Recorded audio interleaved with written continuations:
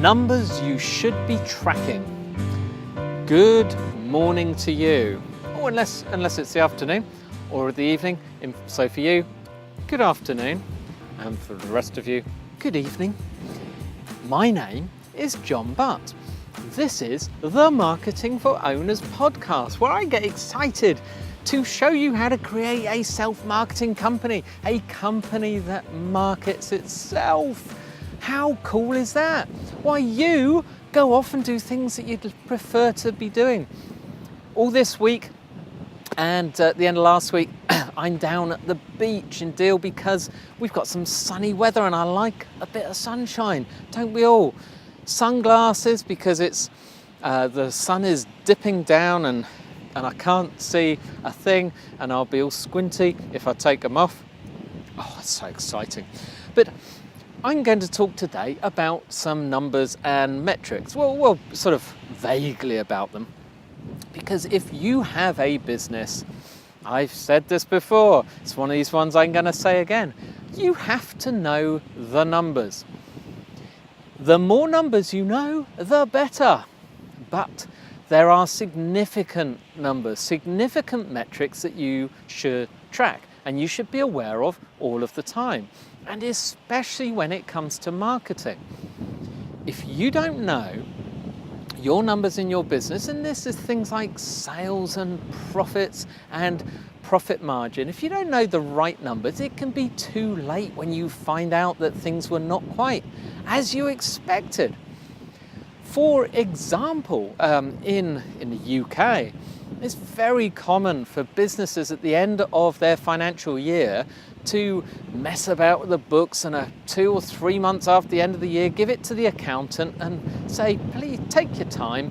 And you've got up to, 9 or 10 months to submit accounts to Companies House. And that means you could be, say, 6-7 months in, you get to see the accounts. You are looking at a period that finished 6 or 7 months ago, that started over 1.5 years ago. If you then find out that things weren't so good, not good at all.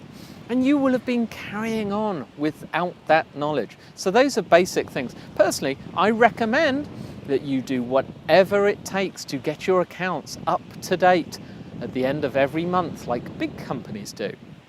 It can help. If not, every 3 months or every 6 months. Don't wait to the end of the year. Get a good bookkeeper. But the real numbers you need to be tracking are to do with your marketing.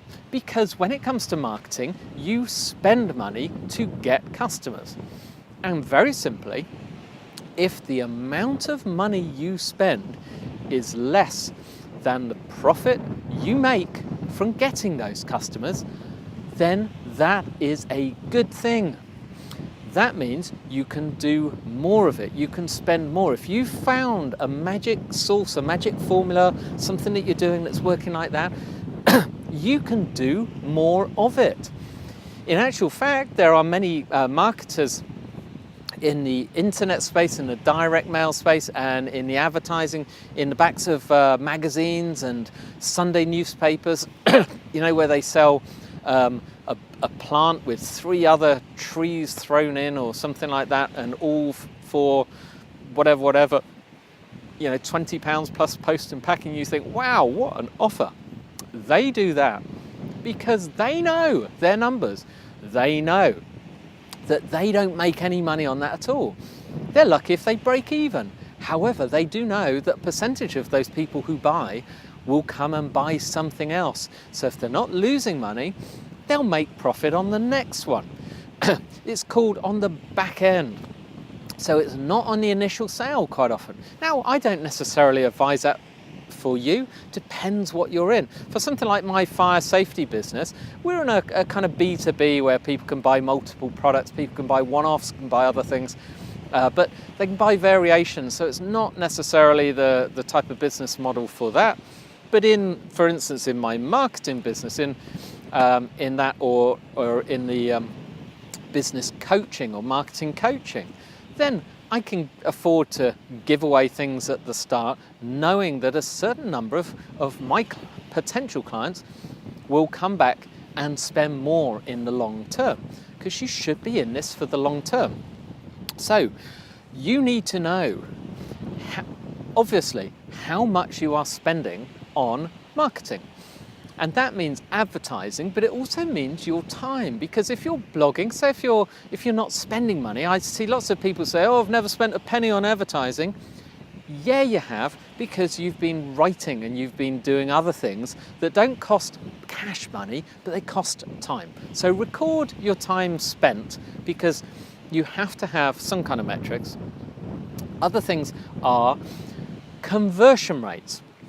You need to know the conversion rate. So for instance, for every 100 people that come to you to look at your offer, how many of them actually buy and take the offer? And now this may be, for every 100, you may have 30 people take it up.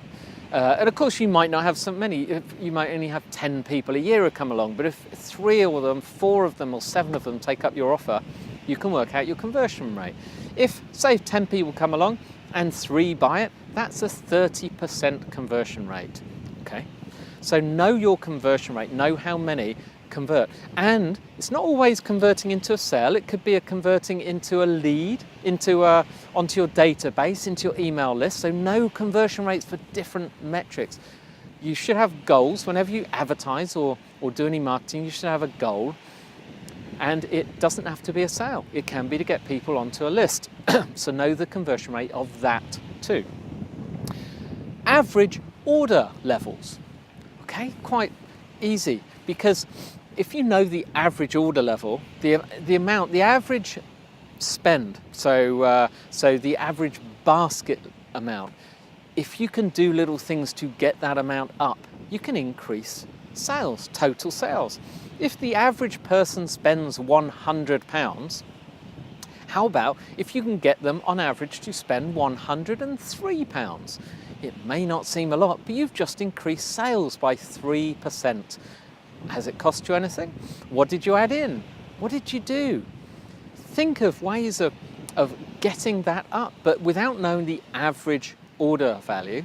And that is quite simply the total sales turnover divided by the number of customers that bought. Easy. So then you can work out the lifetime value. Now this is something a bit more tricky, because it depends what you call someone's lifetime value. But if you know how much they're going to spend in their lifetime, now it may be over a couple of years, it may be over a year. You decide what's going to be significant for you. I mean, for instance, if we sell and service fire extinguishers, people might have them for 10 years, but we can't base it on 10 years. We base it over a couple of years. How much they're likely to spend in a couple of years. How many times are they likely to order, and so on.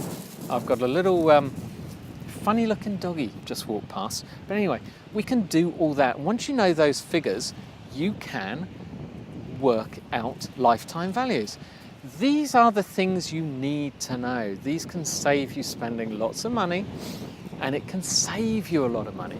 Okay, so know the numbers. If you don't know how to work it out, get some help, ask around. Again, go to Chamber of Commerce, or go to your accountant even, possibly. Quite often in my experience, accountants don't really know these things, but give it a go.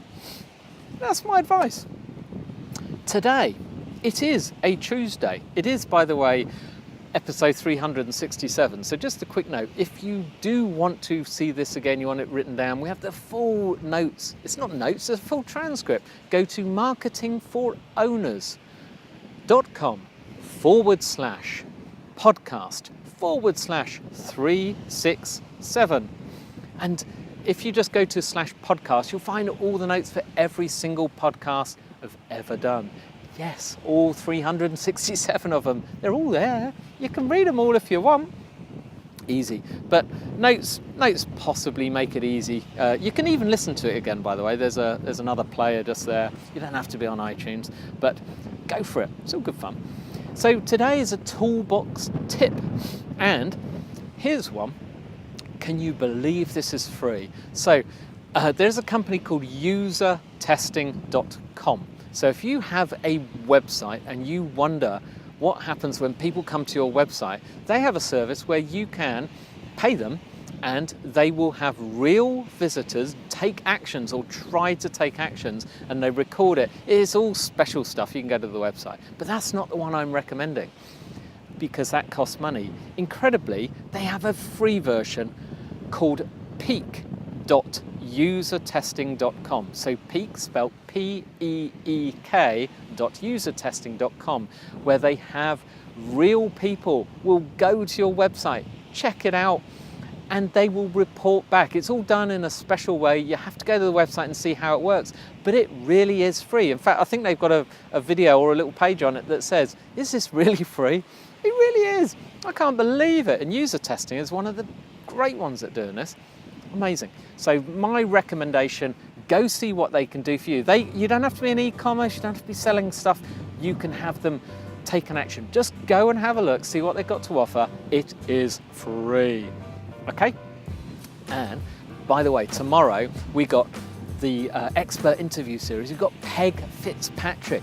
Peg is brilliant. She's a social media genius and she's great fun. So don't forget, it's not me, not on camera, no video, fantastic interview. She gives us great information. I love Peg, she's got so much to offer. Be there Wednesday, you'll love it, and I'll see you on Thursday.